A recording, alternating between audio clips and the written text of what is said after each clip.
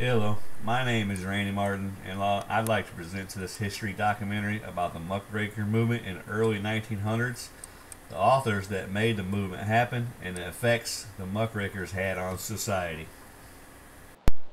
Investigative journalism emerged during the progressive era to expose social ills and corporate and political corruption that carried over from the Gilded Age.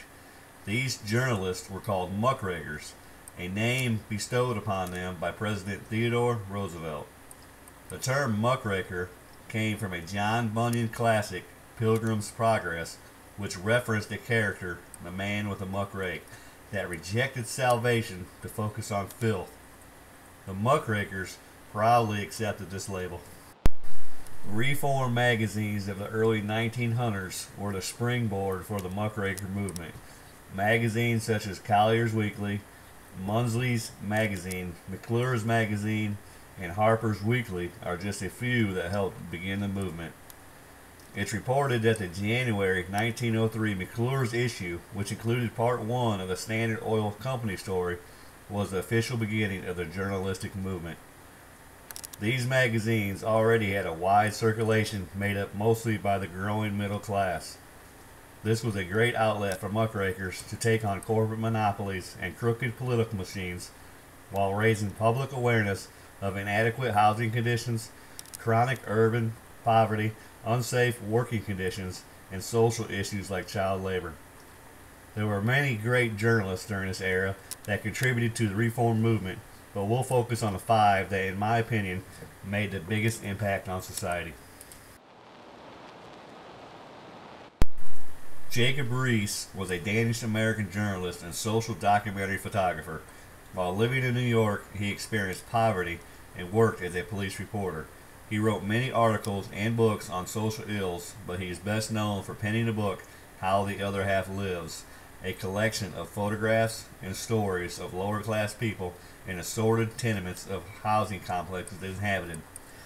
This book fell right in line with progressives' belief that cleaner cities made better citizens. The book had such an impact that the New York State Tenement House Act of 1901 was passed. This law mandated housing structures to have outward-facing windows in every room, open courtyard, proper ventilation, indoor toilets, and fire safeguards. Ida Tarbell was an American teacher, author, and journalist. Ida is thought to be the muckraker pioneer for investigative journalism. She was a daughter of an Ohio man who lost his business to John D. Rockefeller and the Standard Oil Company's unethical business practices. She authored many notable magazine articles and biographies, including Abraham Lincoln, but motivated by her family's loss of business, she wrote a series of magazine articles for McClure's Magazine starting in 1903, detailing the ruthless business practices of the Standard Oil Company. These articles and eventual book, The History of the Standard Oil Company, is what brought her muckraker fame.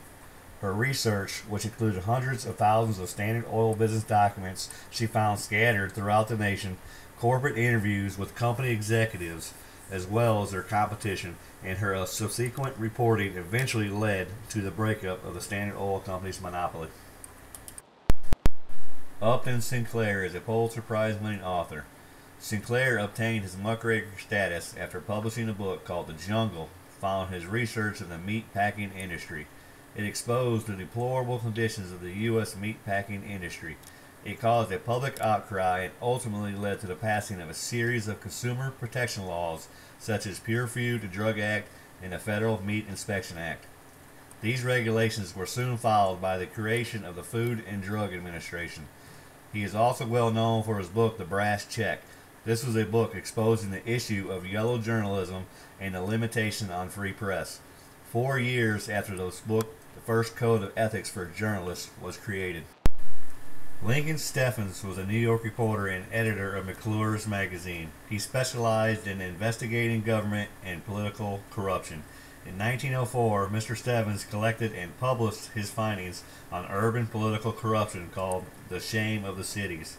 His research exposed the corruption in Chicago, St. Louis, Minneapolis, Pittsburgh, Philadelphia, and New York. Though no federal legislation arose from his research, it did raise awareness of the issue to the public. This helped drive the reform of urban politics by creating commissions and city managers, thus creating a more balanced check and balance process and discouraging corruption. David Graham Phillips was a columnist, editor, and author. He penned a bestseller novel in 1901, which allotted him considerable royalties. This allowed Phillips to devote his time being a freelance journalist. He became known for exposing corruption in big business such as Ida Tarbell, but his biggest impact on society was an article he wrote for the Cosmopolitan magazine in 1906 called The Treason of the State, which exposed members of the United States Senate rewarding their campaign contributors. This revelation helped lead to the 17th Amendment to the United States Constitution, initiating popular instead of state legislature election of U.S. senators. The Muckraker movement faded with the election of President Taft in 1909. Though the movement was relatively short-lived, the effects on society are still felt to this day. They exposed issues with patent medicine fraud, meat processing, insurance swindles, monopolies, political corruption, and racial violence. These stories led to criminal indictments and reform legislation, which included the Pure Food and Drug Act, the breakup of Standard Oil, the direct election of senators, investigations into the insurance and finance industries, and the founding of the National Association for the Advancement for Colored People. The people of the country were aroused by the Muckraker reporting. The movement in part created a wave that grew into progressivism and eventual legislations that defined the Woodrow Wilson era.